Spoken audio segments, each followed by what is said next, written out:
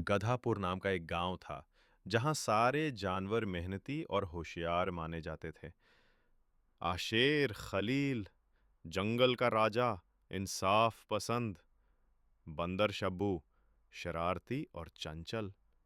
आशेर, खरगोश मीना, सबसे तेज दौड़ने वाली, प्यार, और भोलू गधा, सबसे सुस्त, सबसे अनोखा और सबसे ज्यादा गपी। भोलू दिन भर पेड़ के नीचे लेटा रहता, गाजर चबाता और आसमान को घूरता। एक दिन उसने आसमान की तरफ देखा और बोला, हम गधे भी उड़ सकते। आसपास उड़ता कौआ ठहाका मारते हुए बोला, गधा पुरते नहीं है भाई, वो सिर्फ सपना देखते हैं। भोलू ने पक्का इरादा किया। अब उड़ के दिखाऊंगा। उसने अपनी गधे की गुल्लक तोड़ी, जिसमें से सिर्फ 26 रुपए, एक बटन और आधी टॉफी निकली। भोलू बाजार गया और एक बड़ा मोटा लाल तरबूज खरीद लाया। सभी जानवर पूछने लगे, अरे भोलू, ये तरबूज क्यों लिया? भोलू ने गर्व से कहा, ये मेरा उड़न रॉकेट है।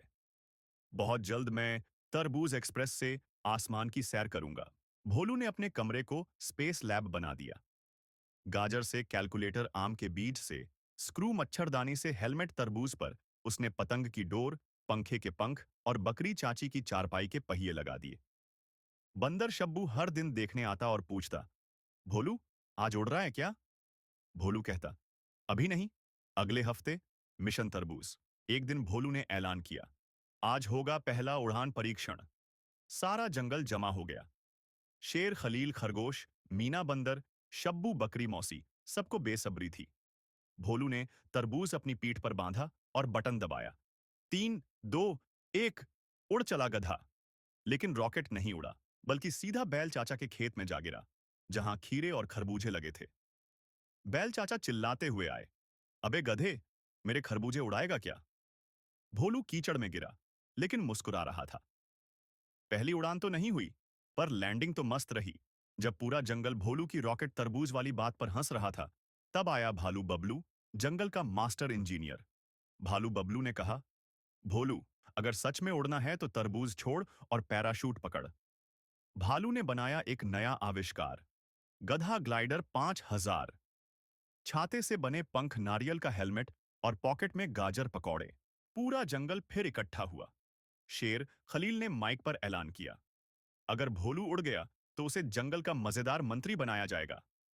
भोलू ने हेलमेट पहना, ग्लाइडर लगाया और पहाड़ी से कूद गया।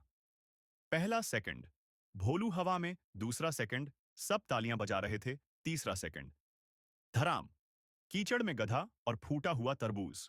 भोलू की हालत गंदी थी, लेकिन वो हंस रहा था। मैं थोड़ा ही सही, पर हवा में था। बंदर शब्बू, जो हर बार मजाक करता था, आज बोला, भोलू, तुम सच में पगले हो, मगर तुमने सबको हंसाया। जंगल की रानी, हाथी रानी नाजो बेगम खुद आई। भोलू, तुमने हम सबका दिल जीत लिया। हम तुम्हें हंसी रॉकेट अवार्ड देते हैं। भोलू ने खुशी से कहा, अब अगली बार उड़ूंगा खरबूजा 3000 लेकर। सारा जंगल हंसी से गूंज उठा। अब जब भी कोई बच्चा गधापुर आता, वो पूछता, मम्मी, उड़ने वाला तरबूज वाला गधा कहाँ है? भोलू कान फड़फड़ाते हुए कहता, मैं हूं भोलू, जो सपने देखता है, उड़ने की जिद करता है और सबको हंसाता है। सपनों पर कोई टैक्स नहीं लगता। बड़े बड़े सपने देखो, लोग हंसे तो हंसने दो, तुम बस कोशिश करते रहो। हर गिरावट सीख देती है और एक तरबूज भी मशहूर हो सकता है। पूरा जंगल फिर इकट्ठा हुआ।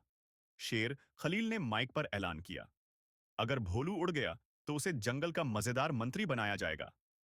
भोलू ने हेलमेट पहना, ग्लाइडर लगाया और पहाड़ी से कूद गया। पहला सेकंड, भोलू हवा में। दूसरा सेकंड, सब तालियां बजा रहे थे। तीसरा सेकंड, धराम, कीचड़ में गधा और फूटा हुआ तरबूज।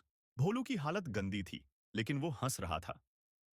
मैं थोड़ा ही सही, पर हवा में था। बंदर शब्बू, जो हर बार मजाक करता था, आज बोला, भोलू, तुम सच में पगले हो, मगर तुमने सबको हंसाया। जंगल की रानी, हाथी रानी नाजो बेगम खुद आई। भोलू, तुमने हम सबका दिल जीत लिया। हम तुम्हें हंसी रॉकेट अवार्ड देते हैं। भोलू ने खुशी से कहा। अब अगली बार उड़ूंगा खरबूजा 3000 लेकर। सारा जंगल हंसी से गूंज उठा। अब जब भी कोई बच्चा गधापुर आता, वो पूछता, मम्मी, उड़ने वाला तरबूज वाला गधा कहाँ है? भोलू कान फड़फड़ाते हुए कहता, मैं हूं भोलू, जो सपने देखता है, उड़ने की जिद करता है और सबको हंसाता है। सपनों पर कोई टैक्स नहीं लगता। बड़े बड़े सपने देखो। पूरा वीडियो देखने के लिए धन्यवाद। अगर आप हमारे सभी वीडियो देखना चाहते हैं, तो कृपया हमारे चैनल ब्जारी एंटरटेनमेंट टीवी को सब्सक्राइब करें। धन्यवाद।